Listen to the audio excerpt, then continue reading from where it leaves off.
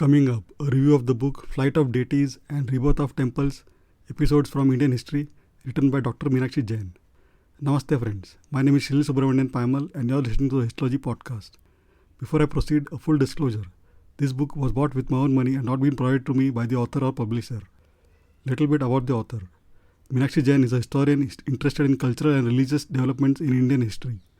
In 2020, she was awarded Padma Shri by the Government of India for her contributions in the field of literature and education.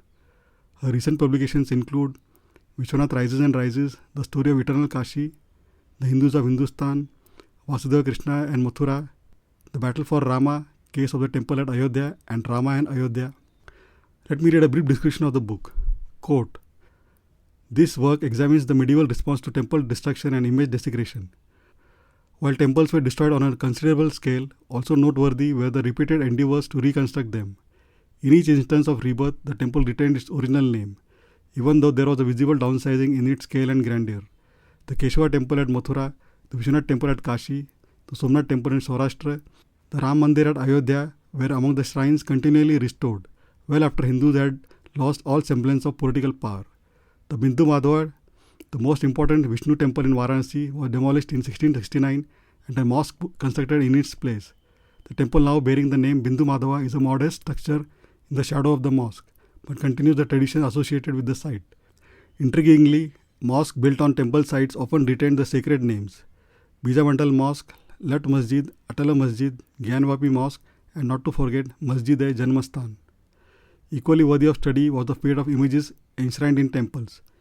Many were swiftly removed by anxious devotees, many more were hurriedly buried, some remained on the move for decades till such time they could be restored back to their abodes. In several cases, images were damaged in flight.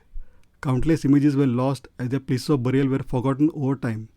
This necessitated the consecration of new images in more peaceable circumstances.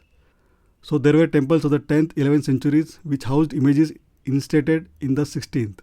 In situations where neither the temple nor image could be safeguarded, the memory endured and a shrine was recreated after an interval of several centuries." Unquote. The book is structured around several episodes that delve into the different periods of Indian history, showcasing how temples have been both sanctuaries of worship and symbols of resistance against various invasions and cultural upheavals. Jain skillfully weaves together historical accounts, archaeological evidence, and contemporary reflections to provide readers with a multifaceted understanding of how temples have functioned as sites of resilience and revival. Some of the things I personally found interesting. First, on page 2, the author has mentioned the following. Quote, "Islamic tradition from early on viewed India as the land par excellence of idolatry. One hadith described India as the first country where idolatry was practiced and stated that ancient Arab idols were of Indian origin. Ibn Asir, author of the influential Kamilut Tawarikh, noted that on the night Muhammad was born, an idol temple in India in the vicinity of Peshawar on the banks of the Sindh fell down. Muhammad Ghaznavi proudly professed himself on his coins, Muhammad But Shikan, Muhammad the breaker of idols. His standing in the Islamic world rested on two interlinked successes, breaking the idols and de-hoarding the temple treasures of Al-Hind. As Ibn Asir recorded, in recognition of his services, Muhammad became the first Muhammadan king to receive the title of Sultan from the Khalifa. The cumulative effect of the Islamic onslaughts was a thorough uprooting of the sacred geography of India. It would be a phenomenal task to locate a shrine in northern India that predated the 18th century." Unquote. Second, on page 60 in the notes section, the author has mentioned the following. Quote, "Certain academic circles no longer mention the demolition of 27 Jain and Hindu temples to make the Quwwatul Islam Mosque. Rather, they describe the mosque as constructed of recycled architectural components, notably carved stone columns from Hindu and Jain temples from earlier Indic buildings." Unquote. Third, on page 198 in the notes section, the author has mentioned the following. Quote, "A farman of Aurangzeb dated 20th November 1665 contained several discriminatory regulations against Hindus. It stated that on the Pancham, Amaus and Ekadashi, Hindus closed their shops early. The emperor directed that shops be always kept open. Further, on Holi, they opened their tongue with foul speech and light the holy fire in every chakla and bazaar. Mughal officers were ordered to make sure that Hindus did not light the bazaars on Diwali and did not throw sticks into the holy fire. The Farman also mentioned that some potters sold clay images of horses and elephants on Eid, Shab-e Barat and on the days of the Urs. Such clay images were prohibited. Unquote.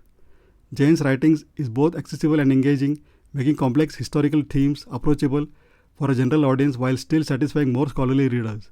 Her critical analysis of colonial and post-colonial narratives surrounding temples add depth to the discussion, encouraging readers to reflect on the ongoing significance of these structures in contemporary India. Overall, Flight of Deities and Rebirth of Temples is an enlightening read that offers a fresh lens on Indian history. It invites readers to appreciate the enduring legacy of temples, not just as religious sites but as integral components of India's cultural fabric. Jain's work is a valuable addition to the discourse on history, religion, and identity in India, making it a must-read for anyone interested in understanding the complexities of Indian heritage. I give this book 4.5 out of 5. The book is available only in hardcover format, and at the time of recording this review, it is not available in Kindle and Audible formats. Also, I recommend that you buy the book from the publisher's website, that is rnbooks.com, as it is cheaper and the packaging is very good. I have given the respective buy links in the show notes. Please check them out for the latest prices. Last but not the least, thank you for spending a valuable time listening to this book review. Really grateful.